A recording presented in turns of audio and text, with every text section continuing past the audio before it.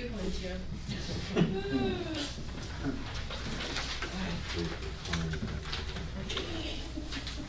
Okay. We good to go? I think we are. I was just kind of waiting for the go-ahead from Patrick, because we good, Patrick? All right. Okay. I would like to call to order the regular Board of Education meeting for June 17th, 2020. I'd like to announce that we had a closed session prior to the start of this meeting, and there is nothing to report out from that meeting. If you would please join me in the flag salute. I pledge allegiance to the flag of the United States of America and to the republic for which it stands, one nation, under God, indivisible, with liberty and justice for all. Okay, so we shall begin with our announcements. Does anyone here have any announcements they care to share? Anybody out there have anything they want to share in the way of announcements? Okay, not hearing any. We'll move to the next one. Our next item is, what? Kathy waving her hand. Kathy, are you waving your hand? Unmute yourself, Kathy. Okay, so I just wanted to note that we had notice given to us that Chico State, Humboldt State, and Chico Unified got awarded a grant to promote leadership among administrators and teachers in school districts. And that was a really positive thing, because typically the feds have excluded us from those grants. So I hope that anyone who's interested in that kind of professional development will follow up on the notification, which is on the Chico State website. Huge kudos to John Shepard, Liz Metzger, and Tina Keene, and Kristen Lauer, who did the bulk of the work on that. They were outstanding. Every time Liz touches something, it glows green. All right. Okay, thank you, Kathy. We have items from the floor next. Are we going to, okay, we received one item for comment, and we will be showing that on the screen at the present moment for those who are watching. Since we allow 3 minutes for public comment, it is going to be on the screen for 3 minutes. And then just for clarification, this will be posted as part of the public comments, items from the floor with our board documents. Okay, this will be posted on the website under public comments for this agenda, correct? Okay.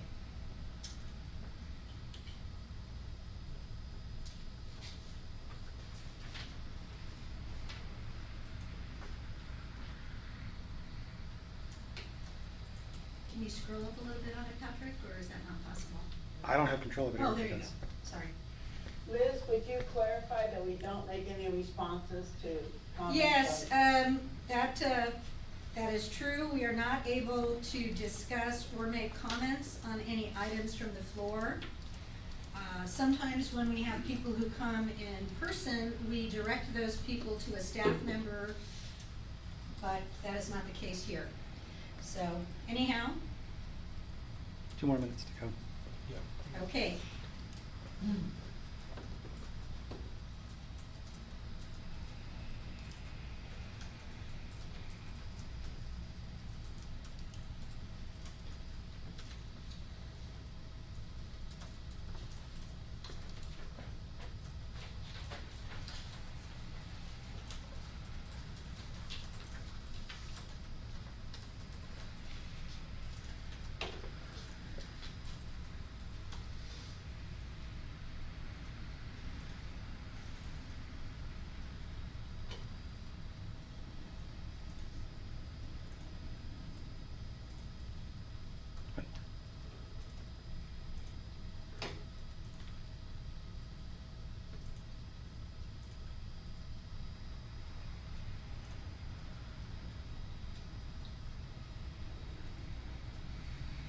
2 minutes, Liz.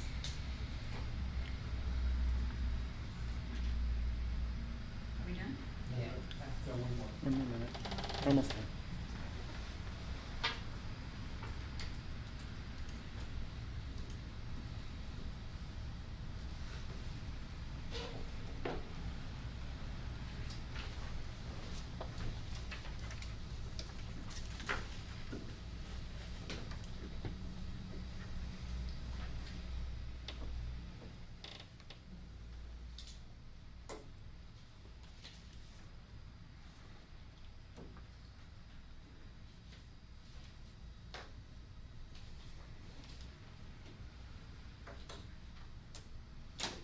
And Erica, we also have the ability for people to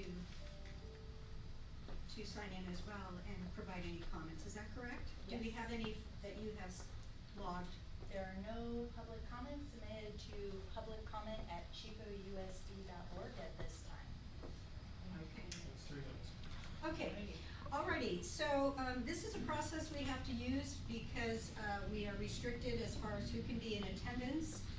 We are hoping that by our next meeting, we will have the ability to have people come and actually participate in our meeting in a more, full and present way. So for right now, unless there are any further comments from people who are here, we will move on to our next item. That would be a negotiations update. Mr. Hanlon. Just a quick update, we received a demand bargain from CSEA, and we have been talking with them throughout the summer regarding the reopening of the school anyway, so I see that as a continuation. They did give us a heads up, so it was very amicable. CUTA, we have been in continuous conversations about the reopening of the school and a possible MOU. Matter of fact, we met with them today, and we're finalizing a document that will talk about prioritization of staffing to online programs for those staff that have health conditions. So I'll be updating you on that as we get closer to agreement. But we're in general agreement on that, so it's just a matter of the language. So everything's going well with our unions. Okay, that's great to hear, and great to hear that we're getting started on that process Yep. of preparing for the next school year. Our next item is the consent calendar. Is there any board member who would like to pull an item from the consent calendar? This is John Vincent. I'd like to pull 7.3.3, please. Okay.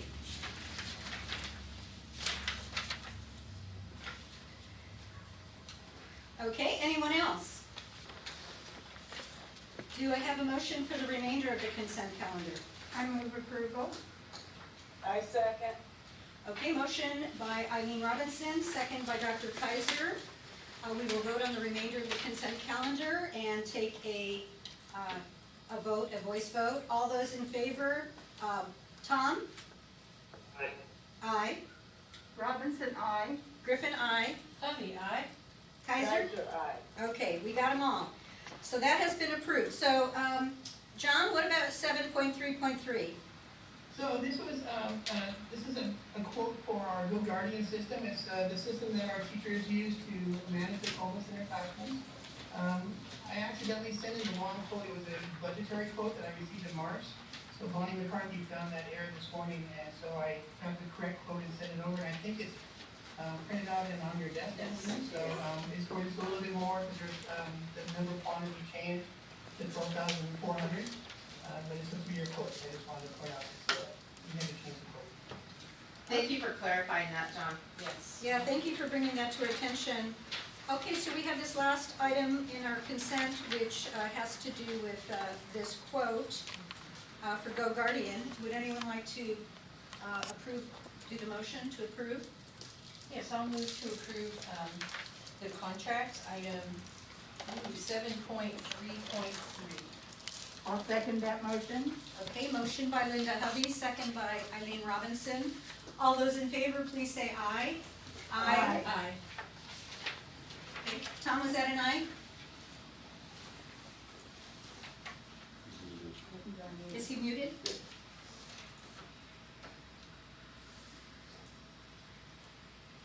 Yes, that was an aye. Okay. Thank you. We need hand signals. Yeah, I know. Okay, that that was the consent calendar, and we will move on to our discussion action calendar. And let's see.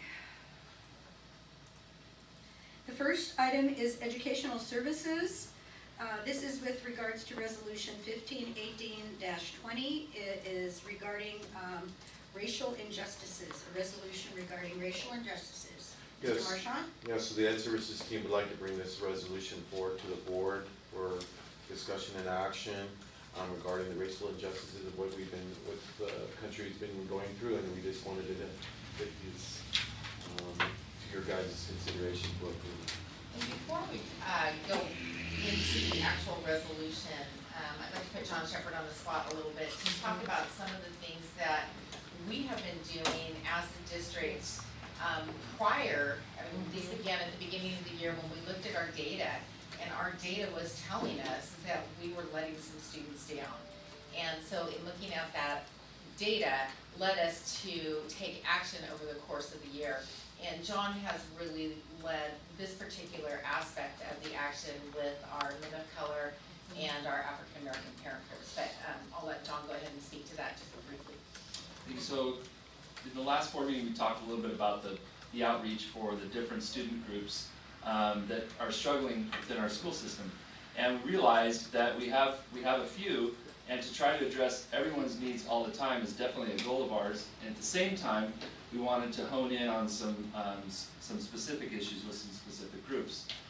So as we talked before in this setting, we do have some relationships with Chico State University and the Cross Cultural Leadership Center there, and also with a private entity down in Sacramento that's doing the same kind of work with schools in the Sacramento Unified School District.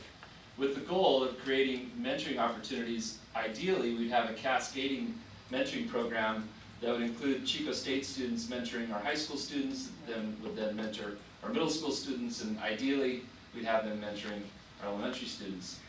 So we were really focusing on African American males, knowing that we're also going to move into during 2021 building relationships with Women in Excellence, which is the counter or the collaborative group at Chico State, much like the Men at Chico. So the goal was to again create mentoring programs for those specific student groups. However, since the civil unrest that's just been a major focal point for much of our policy has again risen to the forefront, we feel like we need to expand that conversation. So we've been reaching out, the team's been reaching out to different community members who we feel can influence even deeper conversations about racism, bias in general, with the idea that we are much more systemic and organized in our approach to identifying elements of bias in the community, and specifically in our system. So for example, on Friday, we have quite a few members of our community representing different groups and different cultures. And the reason I emphasize cultures is we're not just talking ethnic cultures, we're also talking about professional cultures. For example, we have an African American urban-raised police officer joining us in this group. So he's going to bring a perspective to this conversation about racism and bias that many people in that group won't be able to represent. So we appreciate our community members being involved in those conversations. We have some goals of really not necessarily just staying in our lane, but ultimately we want to deepen our awareness of bias within our system, specifically when we talk about racism. So just one example. And then one point that John didn't touch on but was very much a part of was we did have our African American parent group meet. We met right before spring break, which unfortunately was right before the onset of COVID and school closures. We did another follow-up with them on the Zoom and had markedly less participation, not surprisingly, with the Zoom.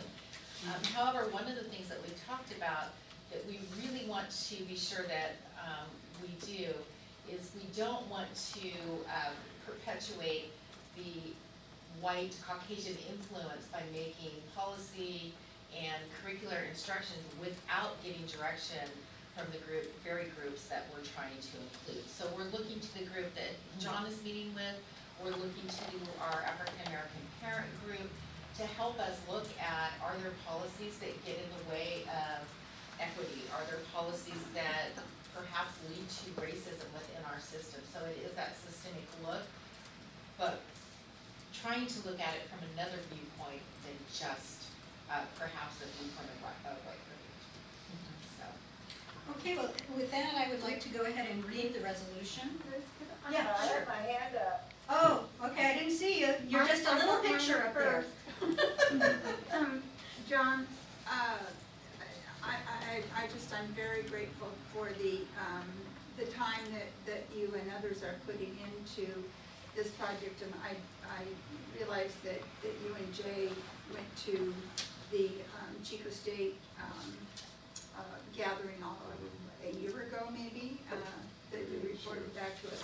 One of the things that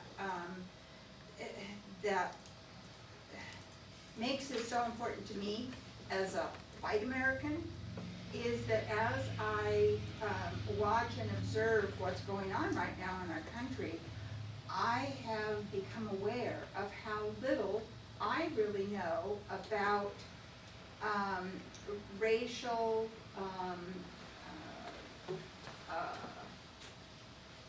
let's see, we get taught, by we, I mean Americans, in our textbooks, we get taught things like, there was a civil war, there was Reconstruction, there was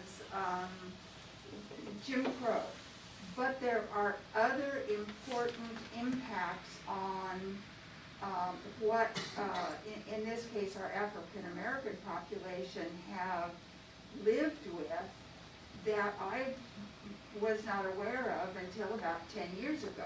And now I have African American family members who have said to me, a lot of the stuff you see on TV, I won't go out at night. I won't drive in certain areas.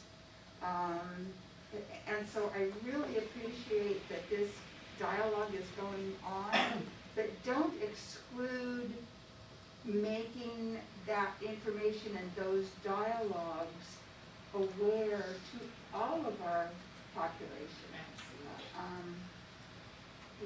It's just, It won't be meaningful unless we do.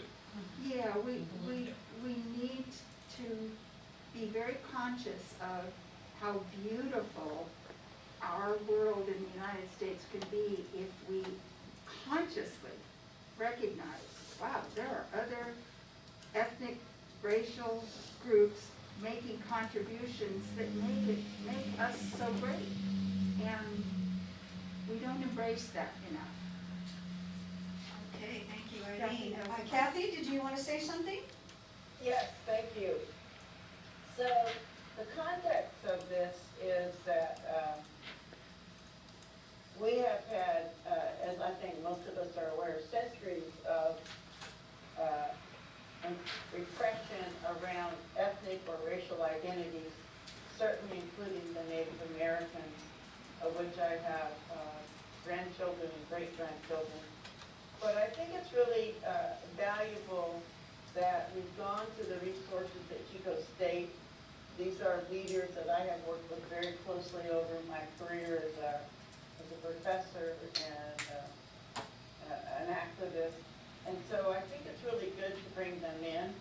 But I also think that we don't want to miss out on the awakening that these current protests have aroused in a number of families. So I watched with the two little ones, they're 4 and 7, the CNN special on racial injustice this afternoon. It's only half hour, but I thought it was a really positive way because they were letting other kids, other parents ask the questions and then they were answering them. So I think one of the things we want to do is to look at as many resources as we can find time to help not just our teachers, but also families who are often blended identities. A lot of you can't see a Native American in front of you, which is just a reality. And so that people get that chance to have that multiple dimensions of exposure. Thank you. Okay, thank you, Kathy. I'm gonna go ahead now and read the resolution. Whereas this Chico Unified School District Board of Education is heartbroken and frustrated by the injustices experienced by people of color in every city in our nation, and is troubled by the inequalities that have plagued our nation for so long. And whereas the Board of Education is committed to maintaining a safe, positive school environment where all students, staff, parents, guardians, and community members are treated with respect and dignity. Whereas the Board of Education believes that the diversity that exists among the district's community of students, staff, parents, guardians, and community members is integral to the success of the district's vision, mission, and goals. Whereas to bring about true and sustained change, the Chico Unified School District Board of Education urges the community of Chico to come together in unity and create impactful dialogue on racism and inequities, and work toward positive transformations that address racism and inequalities.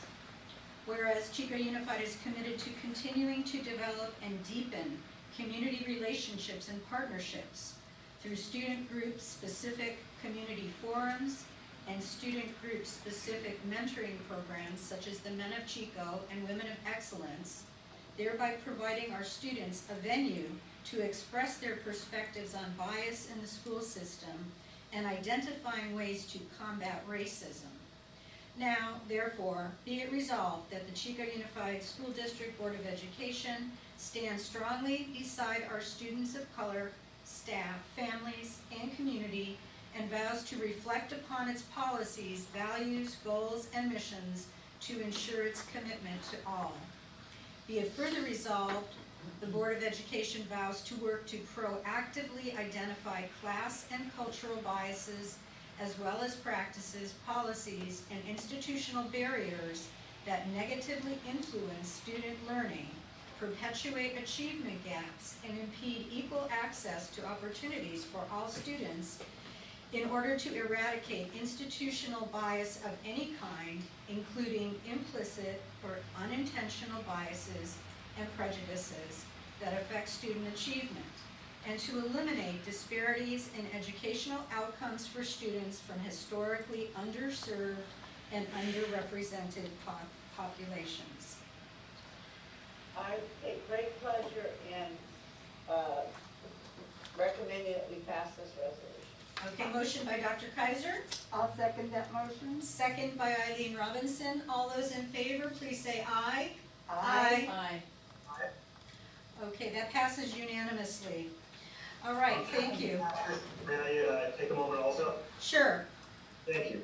While I do think that this is a great first step, I am, some of the language about reflecting on what we do, we need the community's help and our staff's help to identify systems at Chico Unified that we maybe aren't completely used to. I mean, I grew up in the Chico Unified system. It's hard to identify from inside things that may be causing inequalities or systems that may be harmful to other people. So I really call on the public and our teachers and our students to let us know what they see. We will continue to bring this issue up and to check back on this and make sure they'll make more progress. This is not just going to be a resolution that they can move on because we said our piece. This is important work, and I know that everyone on the board is committed to seeing some structural change in the way Chico Unified is run to improve that for all of our students, especially those of color. Yes, Thank you, well said. Thank you, Tom. All right, we will move forward then to a discussion action item. This is this actually going to be something for a vote? Just more of a discussion It's of more- what, an update. Okay, an update on our COVID-19 response and the 2021 school year planning and recommendation of co-curricular and extracurricular activities summer planning. So, LBJ. Okay. All right. Okay, Eric, do you? Yeah, Erica has loaded it on Chrome in the background.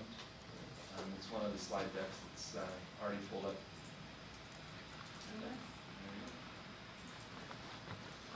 There's a few different things that we want to give you updates on, just not on the COVID update. And again, we're going to be talking about possible schedules for next year. We have some athletic things that we want to bring you by, so we want to get moving on this. So what we want to do is give you, these are some of the pictures coming from different of our graduation or drive-throughs, and I know some of you have seen these before. Again, they were very successful for how quickly that our schools had to put these on, and we're very proud of what they've done. They were fabulous. Fabulous, and we They got did a a great lot job. of positive feedback on them. All right, so here's the graduate numbers from each one of our junior highs and high schools. You can see the junior highs are pretty close, between 301 and 306. The two comprehensive high schools, 439 and 417. Then you all at 93 graduates this year. So a wonderful thing. The next thing that we been working on, and actually John has spent a lot of time on this, and I've just spent time on Zooms, and so has Kelly. We've been working with our Eastern Athletic League. That's a league that our sports teams play in, so we can have a common message and a common protocol where we can open up camps and possibly some type of practices. So we're going to click on that, and so you can continue to see it, but it's come a long way over the last 3 weeks, and we're pretty excited the fact that we have a common message from our league. John? And just some background, like Jay said, we're trying to get 3 distinct districts coming together as part of one league to agree on, in a sportsmanlike manner, to agree on how we're going to approach summer activities. But just to make sure everyone understands, this is just a summer conversation. We're not talking about fall sports yet. This is really just through July 24th. So in response to the California Department of Education guidelines, the National Federation of High School Sport guidelines, some county guidelines from Shasta County, Tehama County, and Butte County, we basically synthesized those guidelines and were able to create a document that could guide some summer participation for our student athletes. We're not going to go through the whole document, just want to reinforce that there are opportunities within this document for wellness checks, for coaches to demonstrate in their plan that must be approved at the site level, at my level, and then at the senior cabinet level, specifically where they're going to be hosting their participants, how they're going to interact with them, the safety precautions, again, following those entities' guidelines. There are also some waivers that basically indemnify the school district and explain to parents and students our expectations as we invite these kids back onto our campuses. Our maintenance and operation folks have been instrumental in streamlining this process to be sure that their staff are safe, right? We're bringing these kids back on campus, and it's not fair to those staff who've been working diligently, extremely diligently, to prepare those campuses for next year. So in a nutshell, we were able to, after about 3 weeks of working through this document, we're able to make it happen. So we're excited in it. We've noticed regionally, this process has been emulated. Different districts not involved directly in this conversation. So we're pretty excited. John's work has been Thank you, John. cut and pasted numerous times. Hope we spell Well it done, right. John. And again, so it has to vet through, the coach brings it to the athletic director brings it to the administrator that's in charge of athletics on their campus. Then it goes to John, the administrator on campus, then it goes to John, then it goes to me, and then I share it with senior cabinet. So there's just no surprises. And we've asked some of the coaches or people that are leading these camps to send us some photos and some time so we can share with what it kind of looks like when they're doing their 6-foot distancing and going 10 or less students and different groups and how that looks. And so they said they would do that so that we could share it with you guys in the future. What's really impressive in those pictures are the facilities. Just the sanitization of those facilities is glaring. It's fantastic. So, Erica, could you go back to the Our original? M&O staff's done a fabulous Yes, job. sir. Our custodians have just been great. So another piece to thinking about next year, we know we're gonna have some kids who may be ineligible based on the COVID-19 distance learning in the second semester. And so we added, and this will be addressed later in the board agenda, but we added some language to a board policy that in the event, and I'm not gonna read it to you, but basically in the event of an emergency declaration, a student would be granted an additional probationary period, right? So, and there's gonna be some tracking involved there, but our ADs and principals feel like that's something they can do, and so I think it's. Our hope is kids won't need it, but we want that safety net there in case they do. Do I have my hand up? Sorry. Okay, so, I just thought it would be really good to clarify that, because other people may have seen, as I did, the news blip last night, which actually was featuring Paradise's female volleyball team.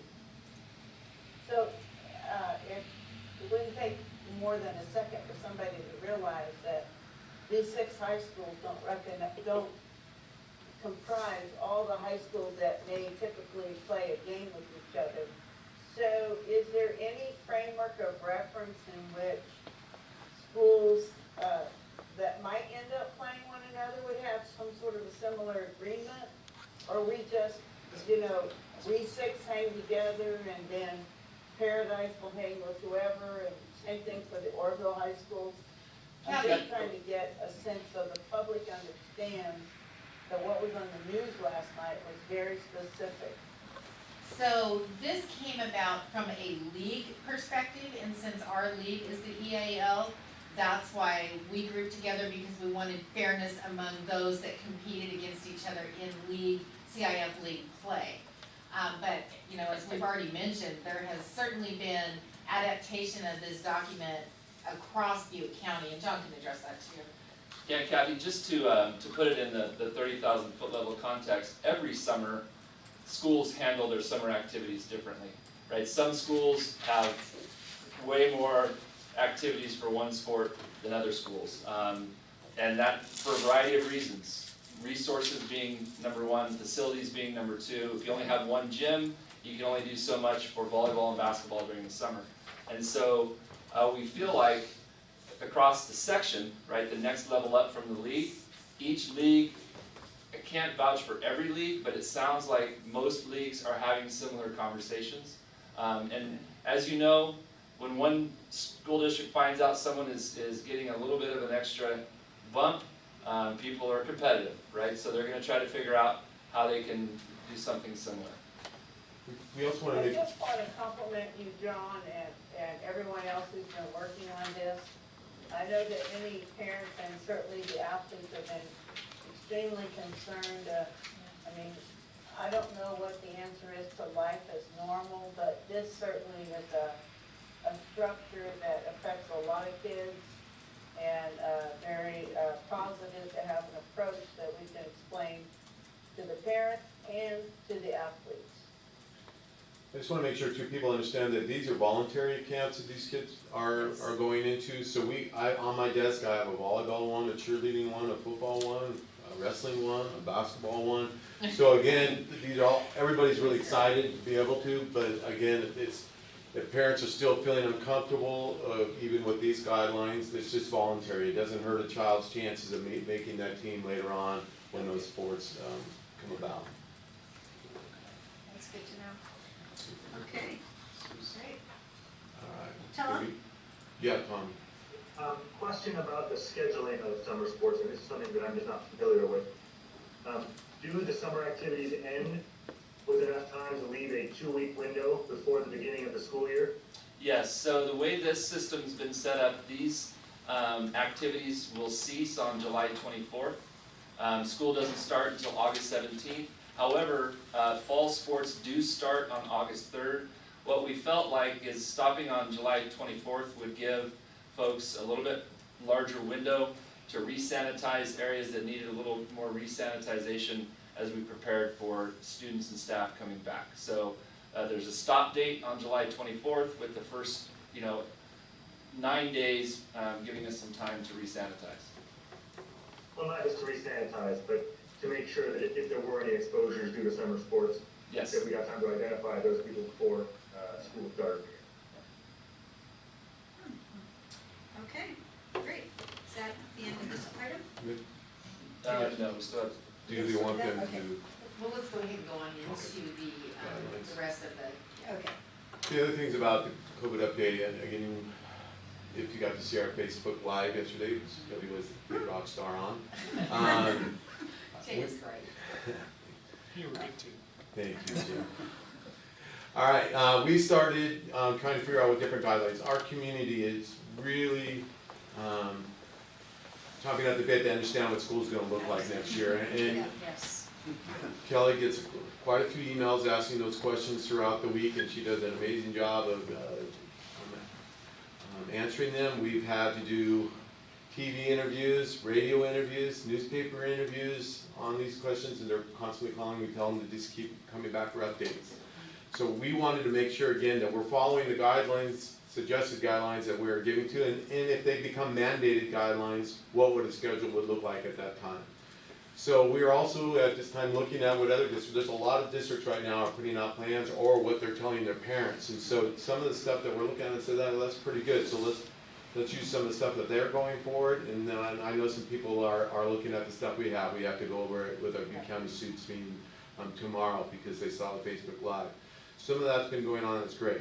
We've also, we decided that, and I think you guys know that we've been working with our teachers and our union and our classified and our administrators to come up. We want them part of this whole thing because it's going to affect every one of them. So I believe at our last one we had close to 70 participants in our Zoom meeting when it came to talk about. Then we broke it out, and I'll let Ted and John talk. We broke them out to elementary level, secondary level.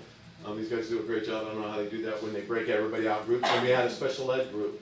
And so they will be able to break out what would schedules looking at, how that's going to affect their programs. They're obviously different from elementary to secondary to what special ed's needs are. So it's pretty amazing. During that, we've had 2 of them. We'll have another one on Monday. We hope to give you another update on next Wednesday on the 24th meeting. We want to continue to narrow it down just so we can come down for some things, say to you guys, say, what do you think of these? We think we've narrowed it down to these choices. What are your thoughts on that? We will also get parents involved also because we want to know as a parent, what do you think? And they were very involved in the Facebook Live. You know, we had over 2,500 views of that. Oh my gosh. Yeah, we had 260 on at the time, 268, but then over the course of 24 hours, it went clear over 2,500. So that's great, one way of reaching out. And we will continue those as things come up. Diane Olson is going to do a special ed one. Kevin, when Mr. Boltman knows more about what the budget's going to look like, we hope in the next 12 days, we'll have a feeling. So, you know, we can reach out to the community and say, how's that going to affect our education too when it comes to cuts or non-cuts and stuff like that. So we're hoping to do another one of those. And then we will follow up probably another one, Kelly and I, about scheduling. I want to, the next one is kind of what, can you click on it? The link? Erica, can you? This is how, when we meet with those, our educators, our teachers, and our administrators, these are versions of what it looks like, what they're seeing. So, I don't know, John? Yeah, if you could just stop there, Erica. So what we've been trying to do is separate out the conditions for reopening from the models that would be opening. And so, because we would like our conditions to be all as encompassing as possible. And so we've been listing out the conditions for return to school, knowing that this isn't everything we're going to have to consider. But as you can see there, everything ranging from the timeline that we're talking about now to how it really address positive cases, what would physical distancing look like, and there's three things already that we need to be thinking about. So from an input perspective, we're asking our staff and parents and some students to think about what are the conditions, and as Jade mentioned earlier, people are receiving quite a few emails about their opinions about conditions. And then the models that would be in place, and these conditions would apply to those models. And so from the rest of the document, we don't need to read the whole thing, but if Erica, if you could scroll down a couple of pages, knowing that there's not a one size that fits all. Just a real quick scroll, keep going please. So we started to categorize our options. And I don't think we're in a position tonight to go through each one of these specifically, but just to see that we already have an online learning model in Oak Ridge. We already have a very strong traditional model that may have those conditions applied to it. And then the last option here is blended learning models. And so if you could scroll a little further. Which we also already have Right. blended learning through Oak Ridge. So we have a series of ideas that range from a 3x3 block schedule with kids completing 30 credits of work in one semester, and a couple of these schedules have AM PM shifts, just so basically this is, maybe not all inclusive vernacular, a buffet of options that we can start to investigate and research, knowing that all of them are going to have pros and cons. They're all going to. And really, we really would love to see a traditional type of model with safety precautions put in. That's our ultimate goal. We're hoping that the state allows us and the county allows us to do that, because that's what we're seeing in our surveys, and I'll talk about that in just a minute, from our families saying, really, we'd love to have some type of traditional models with some safety precautions, with hand sanitizer stations, which we have them all, portable ones in every classroom right now for that, for teachers to have kids do that. We hope to have them in gate entries where when they come on, they have to do that. We also are hoping to have them in our busy type of common areas where I think our kids are going to get really used to the fact that this is going to be happening all the time in the elementaries with their sinks in their classrooms and stuff like that. We've ordered, am I allowed to say a specific number? Yeah, we ordered 800 thermometers, so the wands, so we could have them at our schools, and if that's the route we want to go where we're testing them.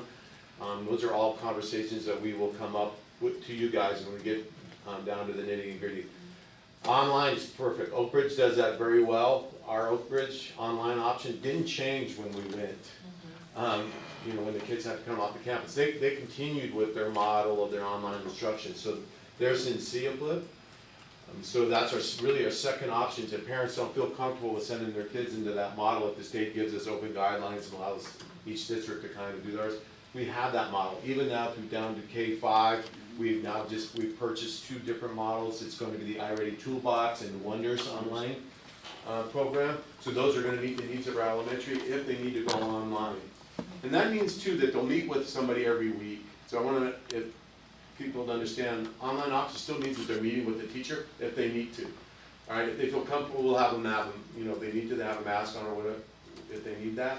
But they can go in and meet one time a week, and if they start falling behind, we usually go 1 to 2 days a week, to 3, and we do have tutorial times if they start struggling in certain areas for them to come in. So I think that we can meet that, but the other models that we're talking about, the ones that we're kind of struggling with, if the mandates come in and say they have to be 6 feet apart, in the classrooms where you can only put 10 to 12 kids in a classroom, that's where the other models come in, the 3x3, or the A and P and shifts, and that kind of thing. So, and some of our concerns about that, whether we like it or not, part of our role as a school is a childcare role. When kids are at school, we have the children so that parents can work. And so we're trying to look at this as a big picture as well. We want our economy to recover. Our economy drives education funding. Education allows parents to be in the workplace, driving the economy. It's that big cycle. And so we are hearing from parents that, I can't afford to stay home. I can't afford childcare. I need to be able to go back to work. I need my child in school. So those are all part of the discussions that we're having, but as all of us know, there's lots of demands. And meeting all of those is the challenge. That's why we're looking at lots of different models here.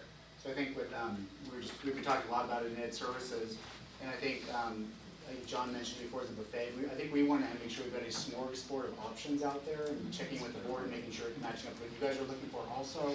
But we want to have different options, so if families feel comfortable coming back in the elementary world with these kind of guidelines in place or these provisions in place, they're comfortable with that, we can offer that to them. If they are feeling for different health or security reasons within their family, they want a full-blown online version, we can offer that. But then the middle one is we're calling kind of a blended model.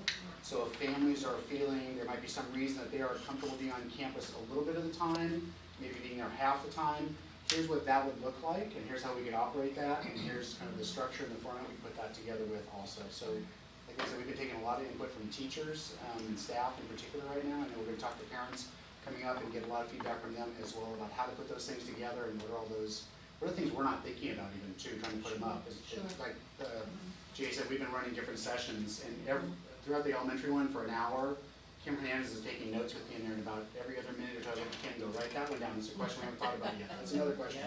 So we end up with kind of a glut of questions too that we need to make sure we're having answers for. Also kind of those things. So I think right now we're kind of at a brainstorming, getting some ideas ready to bring back to you guys and kind of share with you and say, here's what we're thinking might meet these conditions as we need to with it. So Yeah, we're certainly gonna have to build in professional development.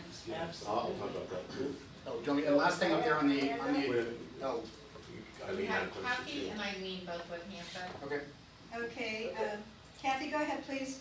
All right, so, a couple of contacts with, and I'm glad that, Ted brought up the issue of, and I think Kelly did too, of childcare. So, Yuba County has had several designated distinctions. It's been designated officially as a food desert. And that's why our feeding students has been such a critical aspect of the community's health. And I really want to congratulate our food services for all the work they've done during this period of time. But it also has an absolute dearth of childcare, period. You don't even have to qualify it with affordable. There just isn't available childcare. And so I really think that our staying sensitive to the parents that would have no one at home to watch their child is a critical issue. And I don't know if the community is going to be able to come up with any broader solutions to that. But I do know that there's been quite a bit notification about the risk to children of being abused or actually neglected when there's no one outside of the home to report on their well-being. So those are other aspects that are just really concerning.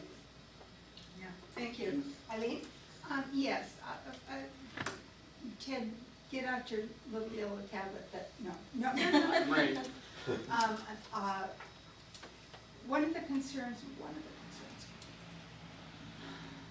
the impact emotionally on our student body. We are a county with the highest ACEs rating in the state. We already know as a district that we have some very, very needy children with social and emotional deficits that are tragically not being met in any kind of an online situation. So from my perspective of the board members, anything we can do that keeps our targeted children live with a teacher, and also available to our targeted case managers and others, that's where my emphasis goes. Yeah, there's other problems with how well we're able to keep our kids moving forward in their grade progression at all levels with all subjects. But to me, it's still back to saving those kids socially and emotionally and healing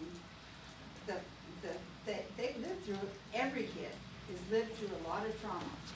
What the heck is a pandemic, and why is everybody out of work, and why did everything get closed down? It's been a lot for kids to digest. Absolutely. So I appreciate you said that, Eileen. That's actually, we've been kind of putting together the parameters of what our online version would look like for elementary students. And that came up very loud and clear from the teachers. So So like Jay mentioned, there's actually a weekly expected check-in, whether it's in person or online, not just for academic support, but to check in and see how the child's doing also. And that could allow that referral to happen if they're looking for kind of some support, whether it's in-person counseling or whatever it may be also. So, I mean, teachers are very cognizant of that. And they said, we want to make sure these kids are doing okay while they're at home also. But that's what we're doing with the online program.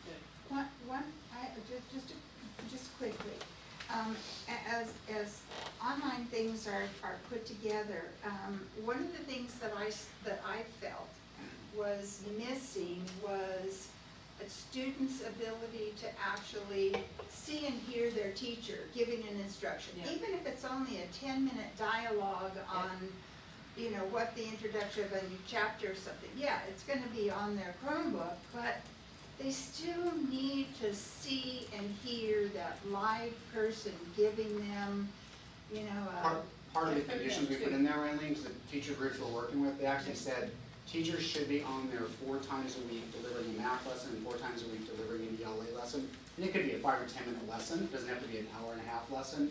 So there was a built-in expectation from teachers saying that's exactly what should be happening. Because that's what will keep Absolutely. kids engaged. And without it, Yep. It's hard to keep them connected. And I'm going to thank Kathy. I'm just shifting the last bullet on there. Kathy, just so you know, we are opening our preschools back up. July 6th, we got the go-ahead from licensing. So Kathleen's been chomping at the bit, so we're going to open up all 4 preschools. There are some social distancing components expected, needless to say, and Kathleen's working out all of those, but we are expecting to open July 6th with about 10 students in each one. So she's kind of going through and creating the criteria right now to get those things ready to go. So we'll be opening in about 3 weeks and hopefully start helping some of those childcare things. And kudos to Kevin Boltema and John Carver, because that wasn't in their plans, and all of a sudden a day later it was in their plans, and they were able to accommodate that and help us get there with those things as well. We also need to work with Innovative and notify them of this, so they have the same opportunity to run their program. So we plan on doing that as well. That's great. One last thing too that I want to bring up is, I don't know if any of the other board members had a chance to read the latest CSBA newsletter. And one of the programs that they mentioned in there was to address this issue of what type of programs might be really helpful to students after, you know, during this COVID process and going into the new school year. And there's a model that's called Students with Interrupted Formal Education, SIFE. I don't know if any of you have heard of that, but that is a particular format used for just this type of situation where students, for whatever reason, have had an interruption in their education, which we've seen, and how to address that. So I would appreciate if we at least would look into that, and SIFE, students with interrupted formal education. They even have ELL curriculum. Yeah, exactly. Yeah, so it's especially to avoid furthering and deepening the gaps that we have already seen. Okay, we moving on with this a little bit? Yeah, just one more thing, because we've already, I think, covered the other 2 bullets. We already had the one survey that we put out in May. We will put out another one for our parents and one for our certificated, and you do one for classified, Jim? And one for classified also. Again, what are they considering? What are they comfortable with? Traditional with safety, because we want to add what traditional looks like, because last time we just said traditional. So some people thought that meant traditional with 6 feet spacing, or traditional with a lot of safety things. So we want to be able to list what traditional looks like, what our online option, I think most people know what that is. We want to let them know that they still do get to see a teacher, and then we will put out what our blended model looks like. And just to get a feeling after we get closer to doing these board meetings about giving schedules, what they look like and how comfortable they're feeling. And then we will do one again probably around the 3rd week of July, after our July 15th board meeting. So we want to put out a survey again. So we have to really start more concrete at that point. Yeah, more concrete, and let you guys, this is the concrete ones we think, and with your approval. We really have to start looking at staffing and budgeting and that kind of stuff, and how the schedules are going to do, and how that reacts to what we've chosen. So we want to be able to tell our teachers, okay, we got this many, we're getting this many to go to here and that. And one of the things that Liz said was professional development. We've also been working with Kevin Reddy and Charlie Snyder. They're in these meetings with us, so they see about these different schedules that we're looking at. So one usually is in the elementary and one's usually in the secondary. And they've asked us to do professional development, which we approved that we would pay the teachers for their 4 hours. One on Ingenuity, that's our platform for the 6 through 12 online. The iReady Toolbox and the Wonders for elementary teachers. And then we will also be doing some professional development on if we have to go back to distancing learning. How to So make that transition. how to back. make that transition, because before, we had 48 hours basically to go to distance learning. So teachers are wanting more help with that, because some teachers did it pretty well, and some people struggled with it, so they've asked us to put on that, and we will, at the beginning of August, I believe we said the first week of August, we will put that out. So I just want to let you know, we're reaching out, because we might need more teachers to go to Oak Ridge. So we just want to make sure that people are ready to go. So- All right. Go ahead, John, did you have something to add here? I just wanted to just wrap it up. Okay, so one thing I did want to talk to the board about, clearly we've had our teacher group meeting every Monday, and they're going to meet again this next Monday, and our hope is at the June 24th board meeting, a week from tonight, to bring you some solid, workable options. Good.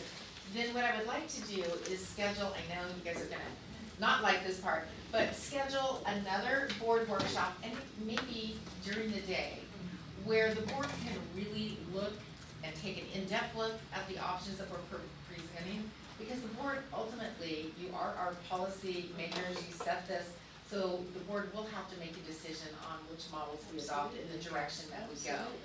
And July 15th really is pushing the envelope, because school starts August 17th. So if we can, I'm looking at, we'll work with your calendars, but a board meeting that is an extended look at options, board workshop for the reopening of school, sometime in the week of July 6th, 7th, 8th in there, that will allow us to have an in-depth discussion and lead us to making a decision of what it is going to look like, the model. The conditions we know may vary based on what the state and the county tell us, but what is the model going to look like? Good. Yeah, I think Sounds that's good. inevitable. We can't, we absolutely need to be part of that, and we need to dedicate enough time to it. It can't just be something that's squeezed into a board meeting. I agree. And we need to be fresh, and we need to be, our brains functioning fully to digest everything that is going to be, discussed and decided. So what I personally would like is if we could do this as some sort of like morning session type I thing, think where that'd be we great. have coffee, we get together, we talk about all of this, and we spend as much time as we need to. Because, these are big decisions, and there's gonna be a lot of parents who are really impacted and concerned about this, and coming back to us with, well, why did you do this? So, Do you anticipate this would be a meeting, like, are we going back to open session where parents can attend, or? Well, I think Hard that, to say. you guys have been gathering a lot of the parent, feedback. Sure. And so, And there's a lot. and we've been We need to get reading that, those too, yeah. and also with the survey information, since there's gonna be more surveying that's being done, so gathering that kind of information, I think we would have that to go from and be reported back on, and I don't know if we necessarily, I would say that at a meeting at some point, we might wanna open it up to comments. Yeah, I was thinking we can go back at some point to the March gym, and whether that is for the July 6th, 7th, 8th, wherever that is meeting, or whether that is for the July 15th meeting, where with social distancing, we would be in a position to allow for public comment. And this is such a big item that we It is. probably need It's to huge. consider a way to make that work. But I think both of those elements, those are needed, and I hope everybody is gonna be able to get on board with that. Jay, could you remind me when the surveys are going out again to parents? Yeah, we're gonna try to put one out immediately after the June 24th, next week, Wednesday, so if we can get it out. then Will we we're have hoping- results by that first week of July? Oh, yeah. Okay. I mean, it's gonna be a short window to have our parents, but if we can put it out in areas of communication and get, and say, hey, we have a short window because we have a board meeting. Right, and we've been talking about, we talked about it on the Facebook Live as well, that, you know, we will be sending out more surveys. Yes, And we the word of the last survey, you know, anybody that didn't participate, they're like, wait, I didn't get it. Right. So, there is an awareness of that, and we need to keep communicating that Correct. those surveys will be coming out, and we need their input. The piece that was really missing last time, is just traditional mean with face masks, with social distancing, with, deep cleaning, or does We it just just want it to mean be normal the same? like it And, was. we're gonna need to find a way to judge people's, how they feel about the different Exactly. conditions of return. So that's gonna take So some work. when you talked about, Jay, about the temperature, are those the temperature Yep. takers that you just pointed? It makes Kelly feel a little uneasy, we'll just put her forehead. We already received 20 and we're spreading them out for athletics, just to Ah. get. With the cans We're and we're stuff. interested in how long it takes to read someone's, just Yeah. the Sure. amount of time, right? Sure. You think about ingress and Can egress I in have most one for a schools. second here? Yeah, Yeah. sure. Thank you. Had my hand up on the screen for a little bit, but at any rate, the question I hear most from parents is when are we gonna be able to make a decision, not us as in the board, but parents? Is it reasonable that we can set a deadline for ourselves, say the 1st of August, or something around there, where we're gonna, this is the date where we will have options available to parents, so they know when they can start? Because I know we're gonna need to do training and training facilities possibly, but parents also gonna need time to digest what we said and what we decided on offering, and then make their choices according to that. Can we make a firm timeline, if not at this meeting, then at the next one, for when we'll have our options set and available to parents? So Tom, it is my goal that the absolute drop dead date for the board to make a decision as to which options will be available is July 15th, and if we can do it sooner, that is even better. And once that is made, then there are the options out for parents to begin making those decisions and registering in whichever program they want to register in at that particular point. Okay, I'm gonna start telling parents July 15th then, so. Yep. Well, that's There on you you go. guys, but I believe you'll get it done. Yeah, it can't be later. Yeah, we have to. So that wraps up our presentation. We didn't want to exclude all the different means of transportation for our graduation, so we wanted to ensure that That was so it awesome. was That's fantastic. awesome, yeah. But equally awesome were all the cars that were decorated. I mean, we had Absolutely. everything from horses to limos to a truck that came through with sand and a beach and a pool in the back. I'm like, our kids are creative and they made the best of a challenging time. I was really proud of the parents and the kids. Do we make an action or anything on that? Yeah, I think we're good. Good. Thank you so Okay, much. thank you very much for that report. Is there action on it? We'll move on to our next. Okay, Liz, I'm sorry. There is an action on the extracurricular item. Oh. Sorry. Oh, that, So if we could have a motion and approval for the extracurricular plan that was the presented. summer plan? Okay, I'd like to move to approve. Move to support. who just did that? Kathy? Kathy, okay, so we have Oh, I a think that- motion. Sorry, Tom. We have a motion by Linda Hovey, a second by Dr. Kaiser. This is to approve the extracurricular, co-curricular activities summer plan. Yes. All those in favor, please say aye. Aye. Okay, Great, thank you. that passes My bad. unanimously, thank you for that. The next item is an information item also. This is with regards to the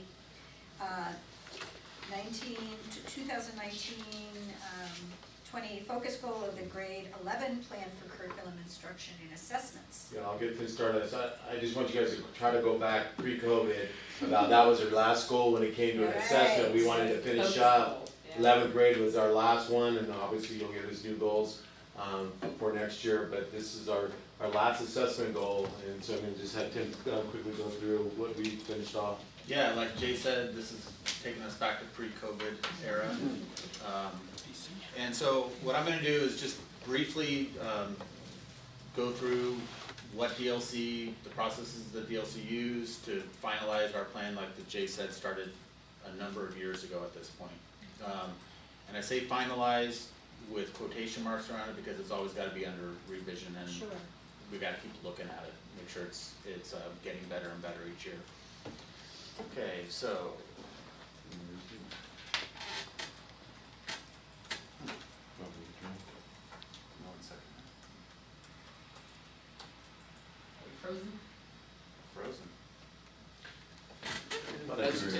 system's working out. I just want to thank, we do have DLC members joining us tonight via Zoom. Just want to thank them for joining us, just in case there are any questions for them. Do we know who's with us? Can we introduce them? I Because was they gonna did the introduce them, bulk of this work. I was gonna introduce them in a sec. Perfect. Good, good. Yeah, so we're gonna go over just DLC in general, and then the changes to the common assessment of what we're looking at moving forward.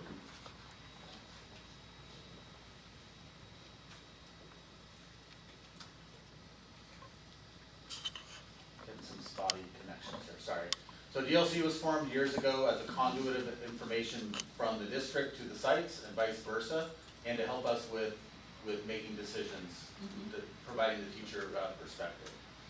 They've done a wonderful job, and I want to thank the DLC members on this slide. This is secondary DLC, and in particular for tonight's purposes, the ones that are with us. So thank you, Stacia, Winona, Chase, Chevalier, Luke Pichet, and I think Gail Wilson had to get off the call, and Deanna Holland for joining us tonight at home. They'll be available for questions. Normally, they would be the ones talking, but due to the current circumstances, you got me, but they're available. All right, so as you know, over the years, DLC is involved in a lot of decisions. Just to highlight some of what they did this year, in addition to assessment plan development and revisions, COVID-19 related planning. They've been huge in talking about grading policy, the plans that John and Jay just went over. Indispensable input always. And this is, when times are tough, we need them even more. So secondary DLC meets, math and English will meet every other week, and then the big larger group meets together once a month. The assessment schedules that we've been showing you over the past few years have just continued to mature. They're still linked on the district website for easy access for teachers. And so teachers can just click on it and jump into the assessment, okay? This is not meant for you to read, but kind of more. That's a good thing. Kind of more meant for you to see the breadth of the work that's been done and how teachers access this information. So that is junior high, and this is our high school. You see Math C, IM1 and IM2 around in this column. Each one of those has, I would say, 9 to 12 assessments within there. We just kind of wrap them up in a tight package. And I'll talk more in detail about those in a second. So this year was the completion of Integrated Math 3 for math. They continue to revise the existing assessments that have been put in place. Math IM2 and Math C were just rolled out this year for the first time as well, so there's work that needs to be done on that. They're really working towards mimicking smarter balanced test items as they build tests, and we're fortunate to have the technology and access to that to make that happen. These assessments are short and focused, and oftentimes 5 items. They're given by chapter. So as teachers go through their curriculum, they're administering the assessments that are attached to that unit. Okay. Moving forward, we need to roll out the integrated Math 3 assessments with teacher training. Due to the way scheduling is done, many of these IM3 teachers have already experienced, IM2 assessments or IM1 assessments, etc. So it shouldn't be that heavy of a load. And the focus moving forward as we refine, I mentioned that's so important for an assessment plan to be healthy, is to continually refine, otherwise it'll just kind of die on the vine. Being very thoughtful about the higher percentage of depth of knowledge, higher level depth of knowledge skills on the IM3 assessment. So start lower at Math A and continue all the way up to much more complex depth of knowledge levels in the higher math courses. Okay, moving on to English. All in junior high in particular, all writing assessments. Excuse me, Yeah. Tim, Kathy raised her Oh, hand. sorry, Kathy. Kathy, did you have a question?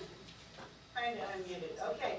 So, it's kind of both, I'm weaving together something we just did versus a futuristic, supposed reality. So, we just have, a resolution about racial injustice. And the UC just moved to abolish their conformity to following a law that was supposed to block special advantages for disadvantaged groups. And now the UC has something like 37% of their total population is Asian, and then whites, and then way, way, way back in the background are the other groups. So that's been an obvious slanting. But the other aspect of this is the CSU is talking about adding a additional quote-unquote math/quantitative reasoning requirement. And so, Tim, I'm concerned about both a racial disparity in our students engaging in that, but also are we ready to take on this additional math requirement? Yeah, Kathy, I think we've talked over the last couple of years in particular, and more pointedly this year, about our math scores essentially flatlining over the years. Yeah. And we see that consistently amongst all race, ethnicities. Across the state. Yeah, we see that across the state. Other demographic student groups. We have made, it's unfortunate really this year that we don't get to see the fruits of our labor. I think in particular in math, because I do feel like we made great strides this year, and I feel like we're not gonna have the measurement to really quantify that feeling. But I also agree that, we talk about equity, we are going, as Mr. Shepherd said earlier, have been going down that road, and we will continue going down that road. We recognize that kids need to have equitable access to any course that is in their best interest to take.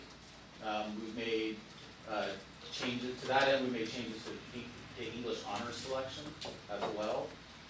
And I want to add, in addition to our work with the community, and then trickling down into our kids on inequities, racial inequities, just the social emotional support that we're able to provide now with the work that's been done over the past few years in particular, we hope to address that. Thank you very much, Sam. So here it is, back to the slide. With regards to equitable access to higher level courses, we're moving towards basically data-driven recommendations for higher level courses as opposed to teacher recommendation, so it's more objective. Okay? Only teacher recommendation still does play a part in it, but we're trying to make it as objective as possible. However, I need to add here, because this has been, I think, misunderstood upon time. We cannot deny access just because someone doesn't get a teacher recommendation, or because someone doesn't score high enough on a test. If we have a class that, whether it's an AP class, students have access to that class. Yeah. This group is, the DLC is making recommendations. So junior high continued to adjust their windows. We rolled in the smarter balanced interim assessments in place of iReady for the winter time. Across the board, all secondary English teachers, after they give an assessment, they're asked to fill out a survey to provide feedback for that to inform next year's revisions. Okay, we continue to refine protocols. And we will continue to do that and also examine how to better utilize the interim tests that have become available and more widely used. And then just real quick, I don't want to leave special education out because in particular Gail Olson and Dana Feingold have kind of led, Lloyd Hightower at the secondary level well, kind of led the charge in implementing the use of common goals in IEPs and leading to common assessments to measure those goals. They've implemented new program Language Live. We've seen high success rates of moving our special education students' reading skills up. At the elementary level, Dana worked on a continuum of assessments. They piloted that this year, so students are assessed on the skills, the next skills that they need to progress rather than by what grade level they're at. And that, we're calling that a pilot because we're also talking about doing that at the elementary level. And that pilot we did with special ed was extremely important. Okay, I already mentioned assessments for evaluating IEP goals and refining the language that teachers use when they're reporting to parents. What does an A mean to a student in a moderate severe setting versus a general ed setting, and what are those differences and how do we acknowledge progress? Okay, then I gotta throw out just real quick and kind of in closing, to our Spanish teachers at both high schools. It's an amazing group of people. They are self-starters. Like, we literally give them money to get released and book a room for them, and they've come up with Spanish 1 and 2 assessments that unfortunately did not get to be administered this year because of COVID. But they made them and they were common Yeah, across well, those schools. Spanish 1 started two school years ago, and the Spanish 2 was ready, and they're just off and running. So, but that's all I have for you, really. I wanted to just be brief. I know you've heard this all before, but to make a long story short, we met the board goal. So we're happy about that, but we do need to keep refining, for sure. Well, we are very happy to have the DLC. Yes. And I think all board members appreciate what a great They get things innovation done. that has been, Yes. and we're very happy with the work that they do and appreciate it. So I hope those who are out there hear Thanks you that. guys for tuning in with us. Thank you for tuning in and for all of your participation and hard work. Okay, so this is also just information, correct? Thank you, Tim, appreciate it. And our next item has to do with, I think it is a business item. There are a lot of them there. Okay, Business services, you are up.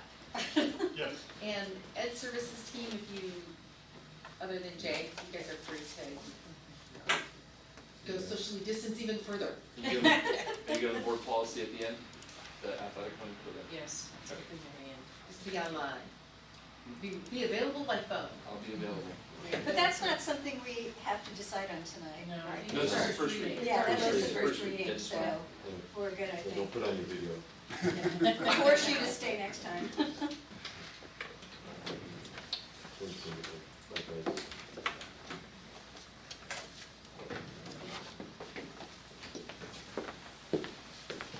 All right. Thank yes, you. good night. Thank you for coming.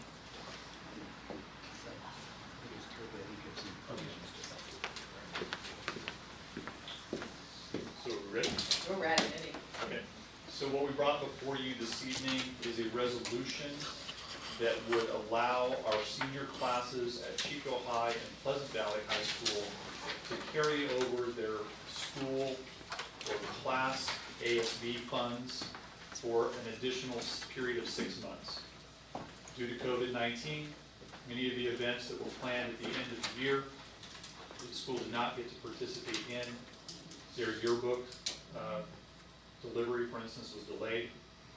So the request came from the school site and from the leadership, school leadership.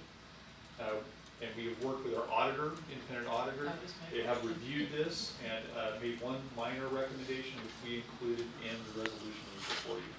So it is our recommendation that the board would adopt this resolution allowing the carryover of ASB funds for the senior class for a period no longer of 6 months to be used for class activities specifically, and noting that this also then suspends current board policy, but does not create a precedent moving forward. I so move. I'll second the motion. Okay, any further questions by anyone about this for Kevin? Pretty straightforward, it seems. Yep. Okay, we have a motion by Dr. Kaiser, a second by Eileen Robinson. All those in favor, please say aye. Aye. Okay, that resolution passes. Our next is an informational item on the state budget. Correct. This is really a preface for what you will receive a week from tonight when we ask you to approve the budget. As a reminder, typically we have a public hearing over the budget in conjunction with the local control accountability plan, and then we bring those back to you for approval in another meeting. The state waived the requirement for the 2 meetings related to the LCAP and the budget, so you'll actually receive just the documentation for the budget and the LCAP next week on the 24th. However, we are in a substantial amount of uncertainty related to the state budget. So my intent is about 8 quick slides to show you what we know today related to the state budget that will inform the basis for our budget that you will receive on the 24th, plus what we expect going forward. So, do we pull it? Yeah. Sorry, I didn't. The man who was at the door is on. Yeah. Got it. I thought that was our consultant, so I didn't say that. Oh, it may have been, it just,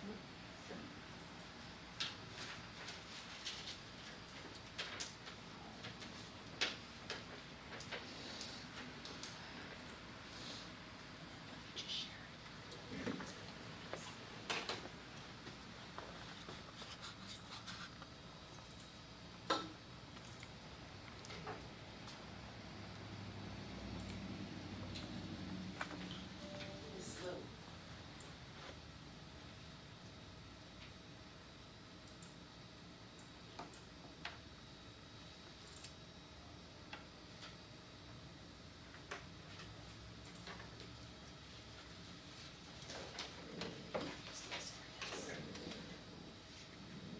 Okay, so in a typical year, this is the timeline. January, the governor provides his proposal. We have the tax deadline of April 15th.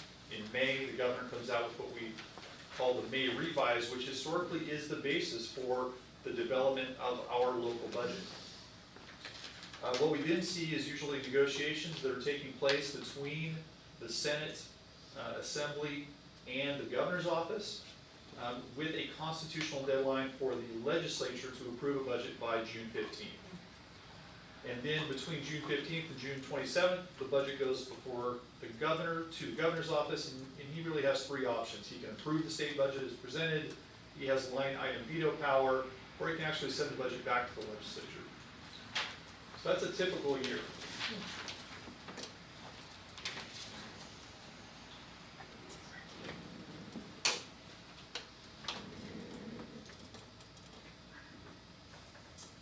So the governor's May revise actually proposed to use a third of the rainy day funds.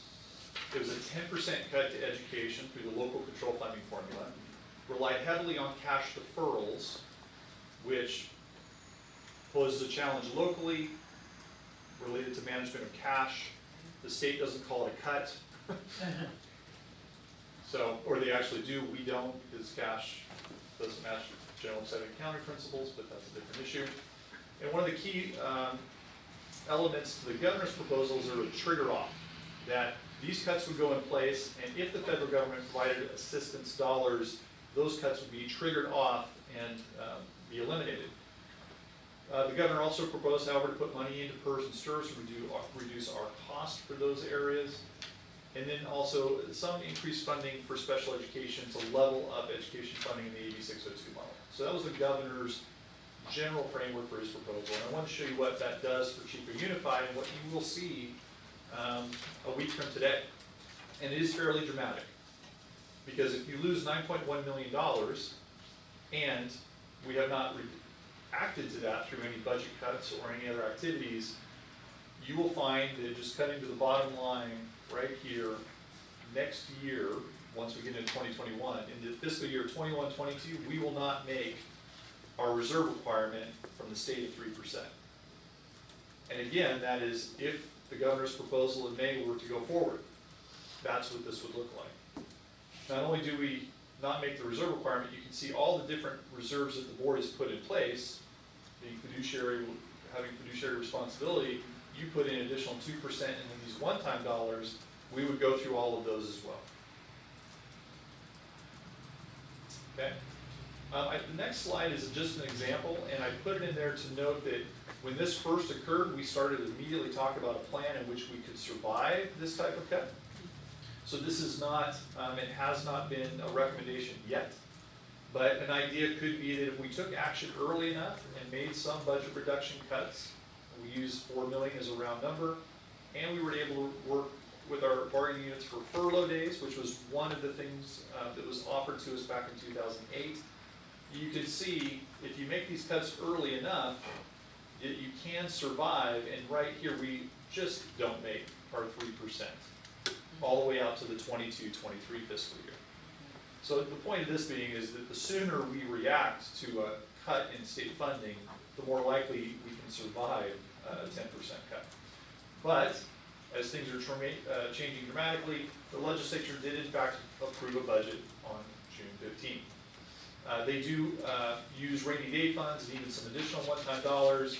They actually proposed and passed a cost of living adjustment of 2.31%. No cut to K-12 education. However, there is an expectation of federal dollars, and then there's a trigger on. If those federal dollars do not come in, then cuts get triggered on. Is that a mid-year? Mid-year. Oh my. Because the federal timeline That's is in October, correct? Their budget is on. So there is additional one-time dollars for discretionary dollars for impact of COVID, additional cash deferrals in beyond what the governor proposed, a hold harmless for average daily attendance, which you can imagine is a lot of uncertainty for us, and then does continue with the governor's idea of putting dollars towards PERS and STRS and helping us out reducing those costs. Here's what that looks like if we kept all the expenditures the same and we just simply changed that cut that the governor proposed.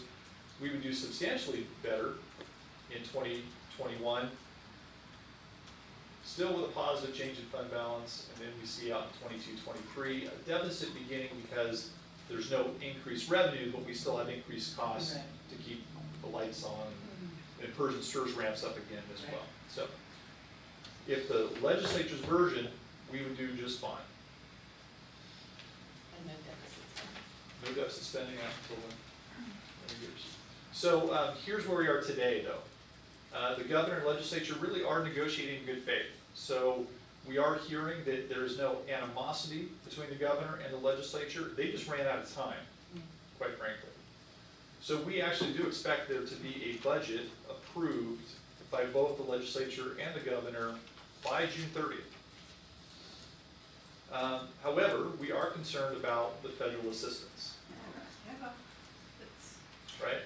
And that really provides us with this idea of mid-year cuts and what that could look like if we don't receive those federal dollars. We continue to have concerns regarding the impact of COVID, whether that's the federal and state economies not doing as well or coming back. Student attendance, as we already mentioned, it'll be interesting to see how that comes back for us. And then just additional unforeseen costs as we prepare our schools safely for students to return. So we will provide you more than ever a 45-day update to the budget, if not sooner, once we have a final version. And then cash management will be a challenge. So you, I believe, as board members were here when 2008 and all the cash deferrals were in place. We'll go back to that world and be looking at tax revenue anticipation notes as one of the ways in which we can manage our cash. So that's just a kind of a brief look at what we're expecting and what we've seen from the state. We will provide our detailed budget next week. However, again, the frustrating part about that is it's based on the governor's proposal, which is really worst case scenario doomsday. We know we have a different proposal that's already been approved, but it's the best we could do at the time we were developing, so that's where we are. What can you do? Any questions about the state budget or our response to it at this point? The budget's due by June 30th from the state. Actually, specifically, the governor has 12 days after June 15th, so Okay. June 27th is the actual date. Mhm. But we have seen historically that Yeah. they have not been able to pass a budget on time. That has Exactly. been, not been the case the last number of years, but that has Exactly. happened historically. What is the deadline by which we must have? Yeah, that's June 30th, we have to pass yeah. the budget. Now, I will tell you, we're not alone. Not quite Almost that every other school district is doing this, and they do use the governor's May revise. So what you're also going to see on June 24th is a resolution from Butte County Office of Education, or they've asked us to pass it, which notes all the different impacts that we have seen related to COVID, and then actually asks you to note that you understand that you have fiduciary responsibility to maintain a district that is solvent for 3 years, and that you would outline cuts and timelines for those if needed.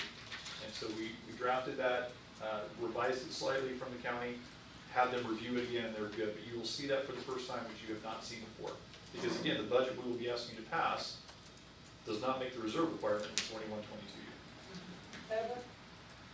Yes, Kathy. Oh, Okay, thank you. okay. So, and I'm just using this as a parallel example. So the governor did not put in his budget any money for the PIP, which would have, according to the Paradise governance, completely shut down any rebuilding in Paradise because there wouldn't have been any water. And so the legislature put it back in. What is the likelihood, do you think, that we're gonna get enough of a sense of how the state, as the legislature and the governor, are gonna actually get close enough that we would have a reasonable idea of what might happen? Because both of them seem to be relatively dependent on the feds doing something positive, and that seems very cloudy. Yes, it does.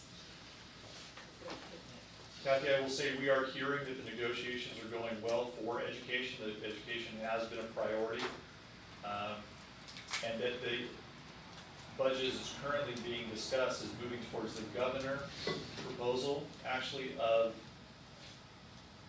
planning for the worst in essence, and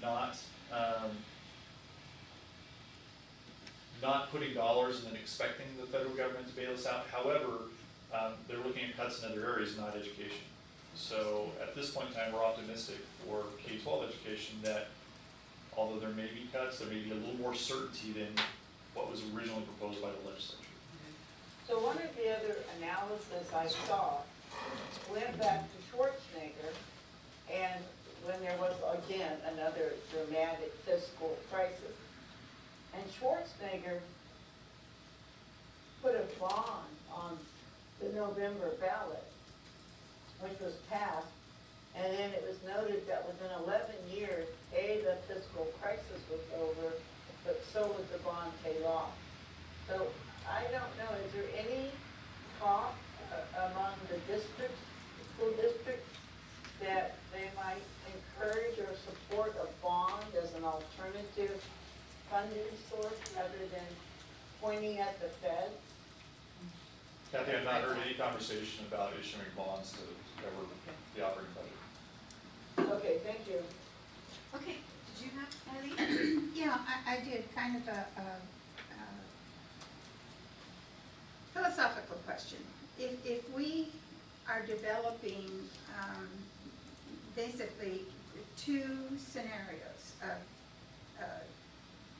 the state gets it together by the 27th, and on the 30th, we are able to pass a budget with the trigger off, right? That's what the state is currently working toward, is a trigger off budget. So that if the feds don't come through with the money, the trigger gets pulled and cuts are made?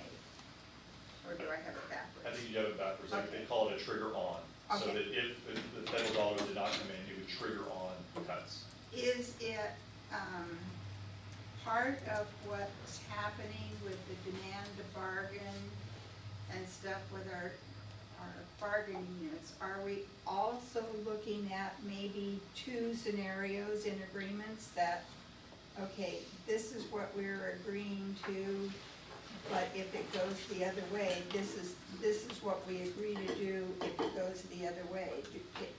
They've not indicated that. It's mostly about reopening and safety concerns. But it's certainly something we could discuss. I know that we have discussed the issue of furloughs with both groups. So with the demand bargain, that would be one of the items that we would need to discuss if the budget was really there.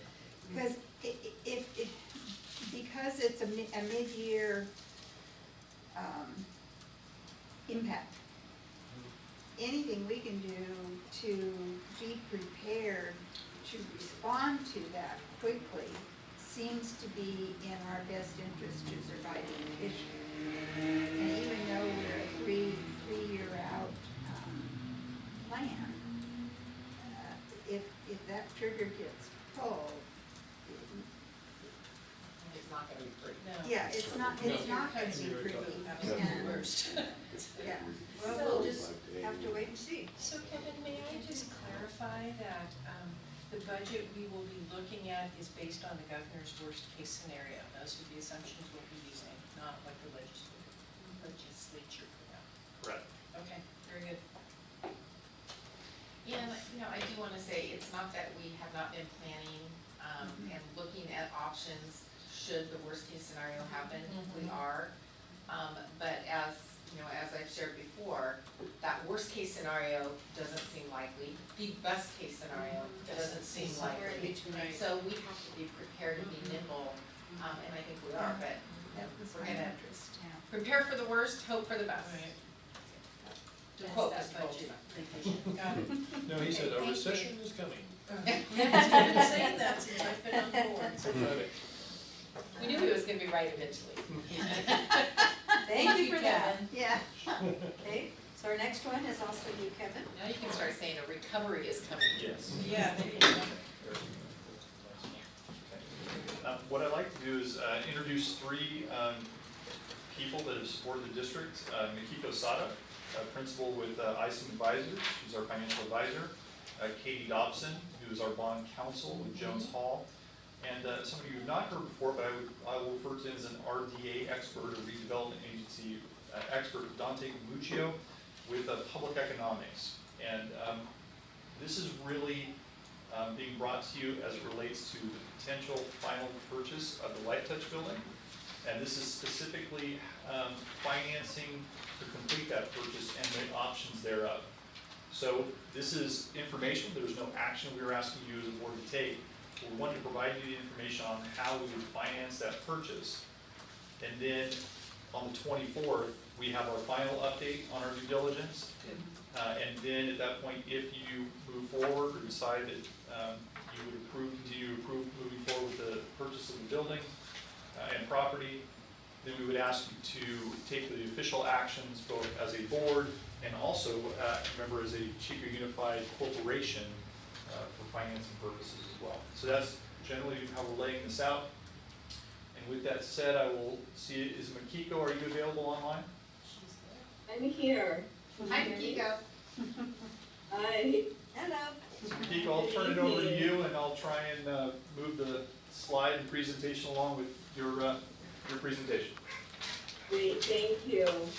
So as you may recall, I made a presentation to the board at the end of February, which now seems like half a lifetime ago. So after speaking with Kevin, we decided that it might make sense to do a quick update presentation.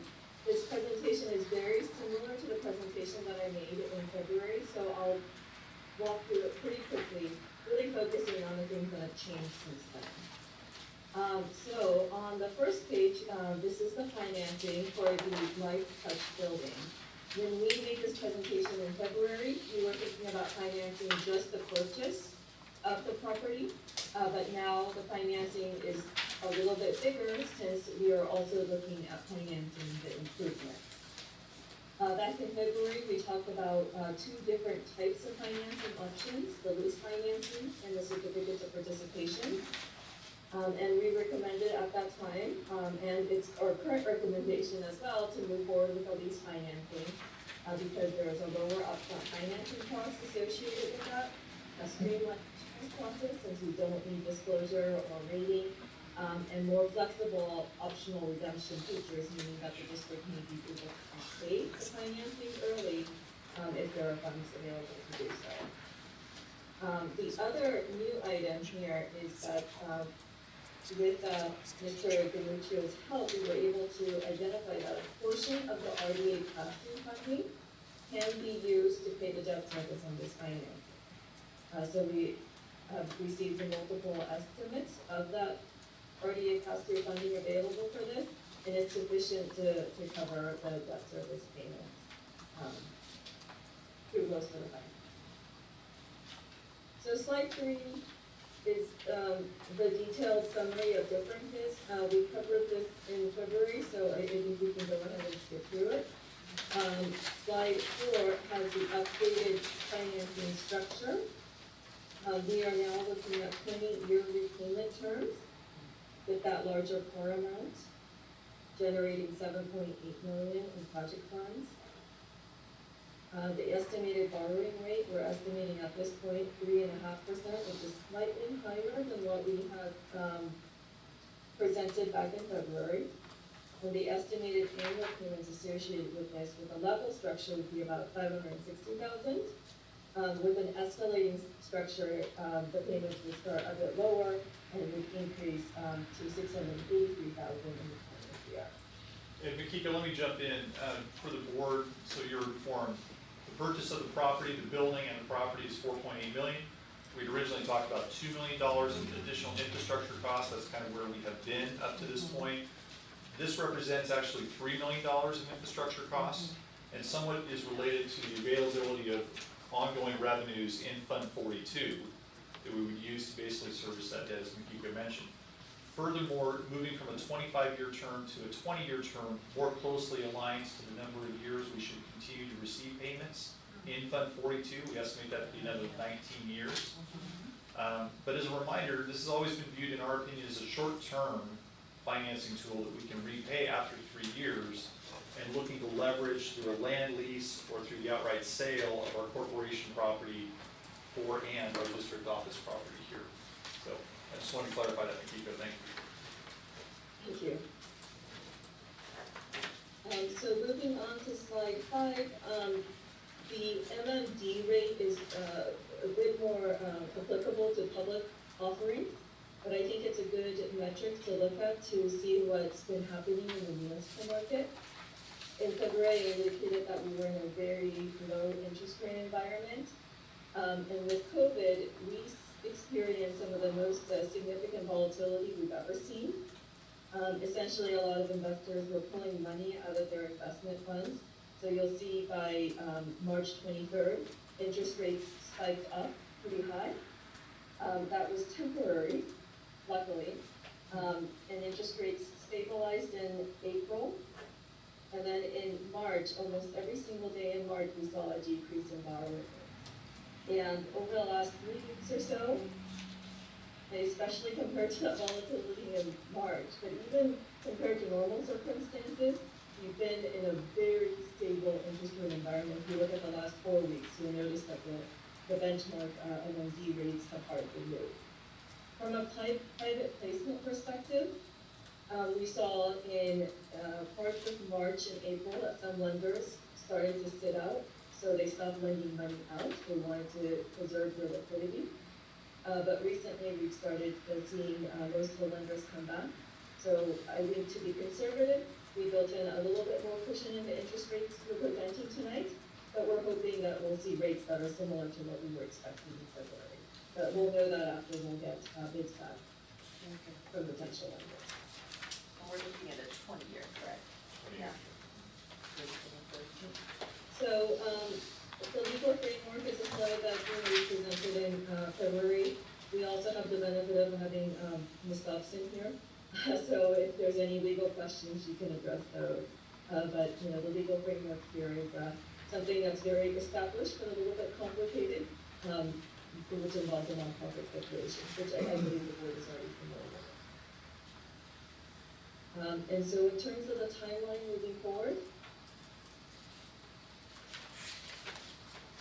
we are planning to distribute requests for proposals from lenders tomorrow with the understanding that the board will not officially approve the purchase of the property or the financing until next week. And so if the board just decides not to move forward, we understand that we'll notify lenders to let them know that we're gonna not be collecting proposals. However, by sending out the request for proposals, tomorrow will allow us to get the responses back by the end of June, to allow us to close before the property purchase date, which I believe is in early August. So we wanted to make sure that, you know, we'd be well positioned to make sure that we have funding if the board decides to move forward with it.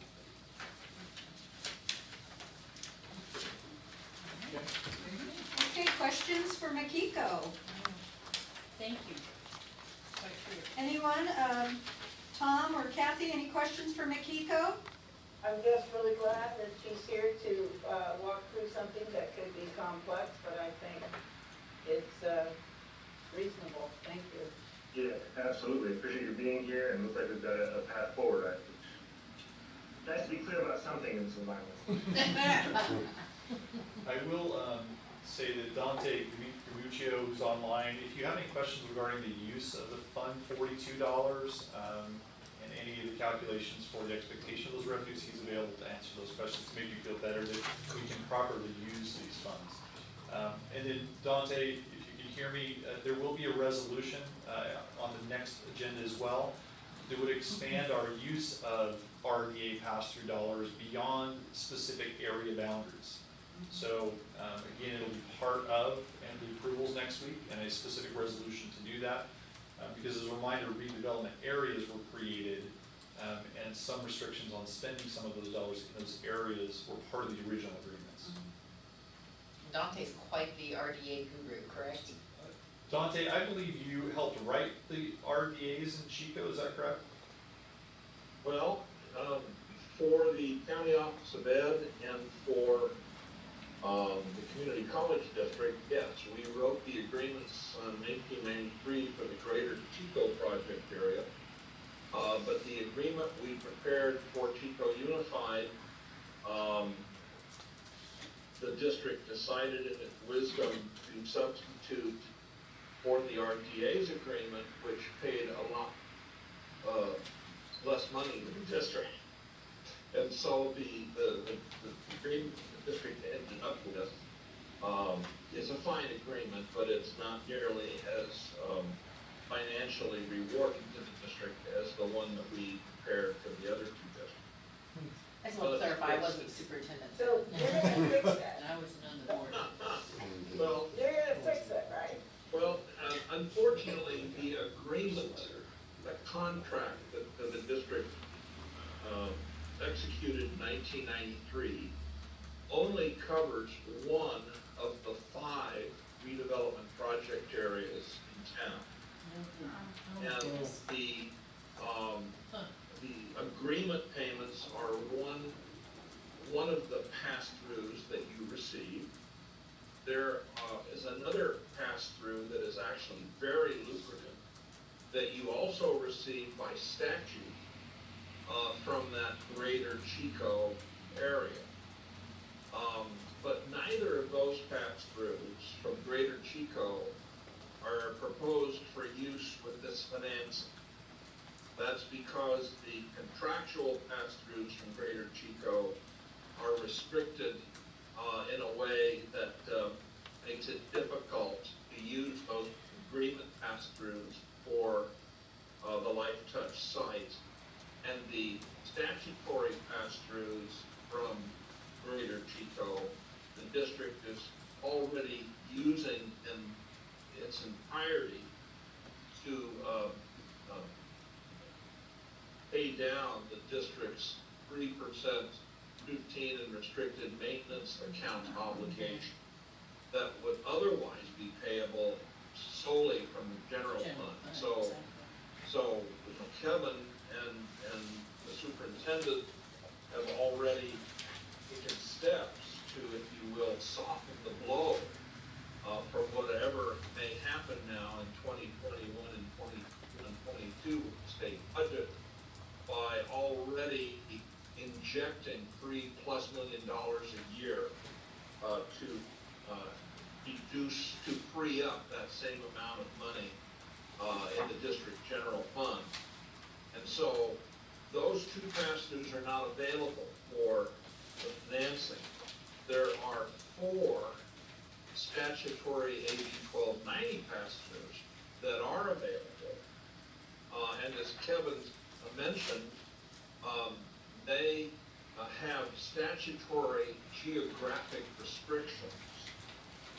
But when one reads the obscure statutes carefully, one discovers that certain findings and determination by the school board will allow you to use the AB 1290 pass-throughs anywhere within the district, not just within, say, the boundaries of each of those 4 project areas, which are not part of the Greater Chico project area.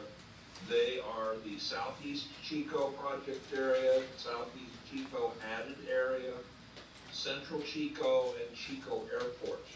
Those are 4 different pieces of dirt in the city of Chico that have their own redevelopment project areas. And it's the AB 1290 pass-throughs from those 4 project areas that will be used to defease the financing that Makiko is going to do. And that still will allow you to continue to use the 2% pass-throughs from Greater Chico to write down the cost of RRMA, and then to use the agreement pass-throughs, which are the smallest pass-throughs of any that you receive, to be used for other purposes. I think in the past, Kevin has used that for security systems and certain other improvements at district sites. So we appreciate very much, Dante, your expertise that you have provided to us on this. One question I have is, and I think I may have asked this before, but I didn't write down the answer, is there any chance that this funding is going to be cut off? I understand it runs through 2045. Is there any mechanism that would allow for it to be cut off? Or decreased. Or decreased? Well, under the existing RDA dissolution law, which took effect on February 1st, 2012, as amended by cleanup legislation, great big bills like the Prop 13 or the RDA dissolution law inevitably have 2 or 3 cleanup bills, if not more. But given the RDA dissolution law as written, the answer is no. But these are also not 45-year obligations. If you count fiscal 1920 as year 1, as Makiko said, we currently project that the pass-throughs will continue for 19 more years. That's out to 37, 38. And Kevin and Makiko would like to do a 20-year financing. So shall we say the pass-throughs would take care of the first 19 years, but again, the plan is not to play this out for the full duration of financing, but rather to use the property disposition proceeds, take out the financing after a few years. But even in the worst case that, let's say that for whatever reason, the property disposition of the excess property were put on hold indefinitely. It's very likely, exceedingly likely, that the pass-through amounts for these 4 project areas that I just mentioned, Central Chico, Chico Airport, Southeast Chico, and Southeast Chico added area, will grow over time and will exceed the amount of debt service on Chico's bonds. And so one thing Kevin may want to consider, and he certainly, I'm sure, with our help, would be monitoring the situation, is to the extent that the pass-throughs in the future get bigger and bigger compared to the debt service, he could always bank the excess to save up for the 20th year, you know, if the whole world went to heck and the pass-throughs lasted for 19 years and we couldn't take out the financing until, you know, it hung around for 20 years, then he could save up enough money from the 4 pass-throughs to pay off the last year and still never touch the general fund, never divert any resources from the classroom or the staff or the needs of the students, and just rely on these 4 pass-throughs to pay this thing off, and still probably have a lot of extra money left in the bank at the end of 20 years. So even though the district general fund is the ultimate credit, the source of repayment is exceedingly reliable. And while 19 years isn't 45, 19 years is long enough, as I said, to save up any excess if we had to go a full 20 and pay off the 20th year, never touch the general fund, and still have extra pass-through money left. You just made Kevin's head swell. Yeah, and it delayed his retirement plans. That's good. He better stick around so we see that this all pans out. Kevin's a very smart guy, and he and I have known each other at least vicariously on the phone and over the internet for a number of years, and so you're very lucky to have somebody who understands. Yes, we are. We know that, we appreciate him, we sure do. I think the other issue that came up was when we were talking about the budget the last time around, there was some idea of that some of this RDA money could be used, could be freed up to help our budget, or other budget, well, for cash flow, yeah. Right, and in all transparency, Dante continues to educate me, but educated me further that my interpretation of those 4 project areas, I thought it was more restricted in use. So that's why we really only used it for things that we felt benefited the city overall, and that's why security is one of those items. However, Dante points out there is really more flexibility. We could use those for more of the RMA support than we even currently use it for. So it doesn't mean these dollars have to specifically be used for this purpose, and we could use those if the world got really bad to pay for maintenance costs in general. So that's a full transparency that this is not the only use of these dollars. It could be used for something else. Okay. And I would like to reiterate that the largest pass-through the district is receiving, it's over $3 million a year, is the statutory pass-through from Greater Chico. And that is already being devoted in its entirety for the indirect benefit of the general fund by picking up, $3 million a year plus, and that amount will increase over time, of RRMA obligations that would otherwise be paid by the general fund. So you're already using probably 3/4 of your pass-throughs total to help the general fund. And to the extent that, let's say that your property disposition on these other sites happens on schedule in the next, 3 or 4 years, Kevin? If there's still a need to add more RRMA support at that time, then you could switch over the AB 1290 pass-throughs that would no longer be needed for the financing because Chico would have paid it off early. And as Kevin said, then you could add the 1290, AB 1290 pass-throughs to the statutory Greater Chico pass-throughs and further support the district general fund. Now, let me say one final comment about this, however.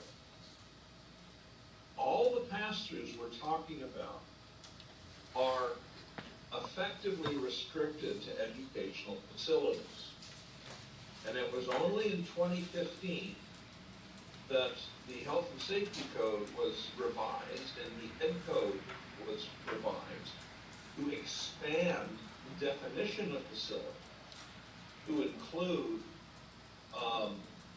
RRMA, routine annual maintenance. And so it's the use of the statutory pass-throughs from Greater Chico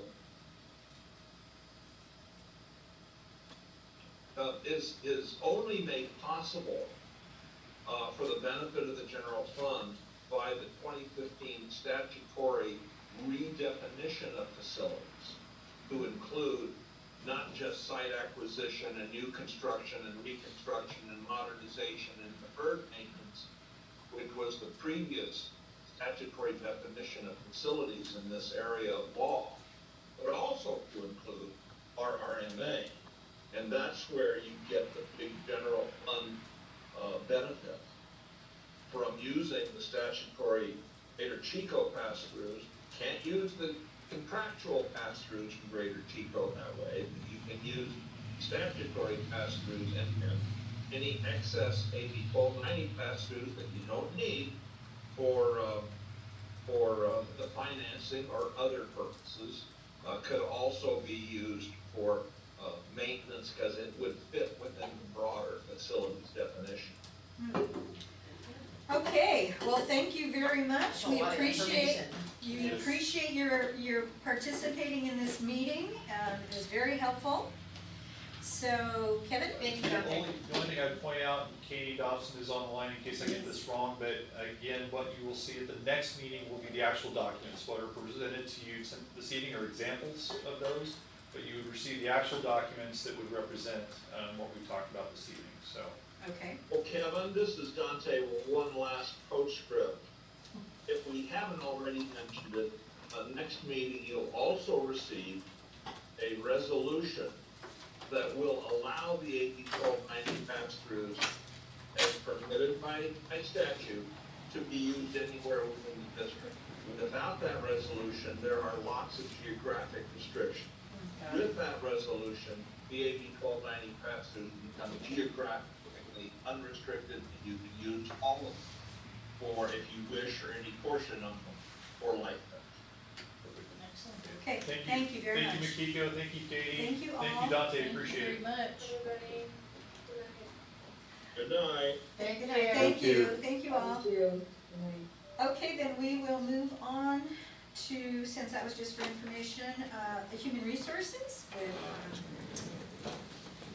Okay, so the first, I'm bringing to you two resolutions. The first one is Resolution 1512-20, and it is two positions at Citrus school aides that are being eliminated due to funding, and these two positions are not filled, so no one's being laid off. Basically, schools can add positions if they have funding, and I think because of the current times, we're having folks eliminate positions that are not filled possible in order to conserve funds, given the circumstances until further notice. At this point, Citrus is asked to remove those two positions. I move approval of resolution 1512-20. I second. okay, motion by Eileen Robinson, second by Dr. Kaiser. Any further discussion or questions? Alrighty, all those in favor, please say aye. Aye. That passes unanimously. Next up is, The next one is Resolution 1513-20. Obviously, it's a much bigger one. When the COVID shutdown started, He made a determination at that point not to be filling positions, knowing that there was gonna be a budgetary impact at some point, and sure enough, it came. So we kind of froze, we froze hiring for a while until we could take a look at, what positions were the most crucial. So all these positions, except for one, are unfilled, and we've been kind of sitting on them for a while. And in the meantime, Special Ed has done a, kind of a self-review on the most pertinent positions, at this time. And it was decided that this time, these positions do not need to be filled. This is not all of them. There are some positions that are critical, and are being refilled, but these particular ones are not. The lion's share here are instructional paraprofessionals, so there are actually 8 positions in here. The one position that does have somebody in it is the campus supervisor position at PV. This is 30 minutes only. This person already has a 5.5-hour position there. It was added time for some kind of supervisory supervision that was needed at the site for some reason. I don't know the particular reason due to hours, but anyway, at this point, they notified us that they no longer needed that extra half hour. This is site specific. So the rest of the positions are not have people in. These are not layoffs. They're just eliminations of the positions. So Jim, we've had a request that we speak louder so that people can hear. Far away from the mic. Is there anything else that you didn't hear or you have a question in particular about, Kathy or Tom? No, I'm fine. Okay. So may I just clarify? Sure, I don't know why I absolutely. have such trouble with this. So effectively, the 2019-2020 school year is over, right? And so we are eliminating these positions for this current year, Right. ending June 30th, but they will not be refilled for the 2021 year.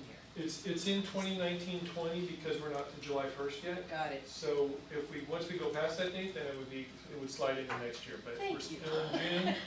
So even though the school year is over, we're still in the 2019-20. In the fiscal year. Yeah. I understand. Thank you. Yep. Okay, I move 1513-20. I'll second. Okay, motion by Dr. Kaiser, second by Linda Hovey. Any further discussion? Any questions? If not, all those in favor? Aye. Aye. Passes unanimously. All right, we will move on to the next. This is just a first reading of a board policy that has to do with Athletic eligibility. Yes. athletic eligibility. And so you will have the opportunity to read this, and if you have any suggestions or concerns or comments, to please let Erica know and the rest of us know ahead of time so we can, Are we bringing this back next week? 'Cause Yeah. if we are, then we're already past the deadline.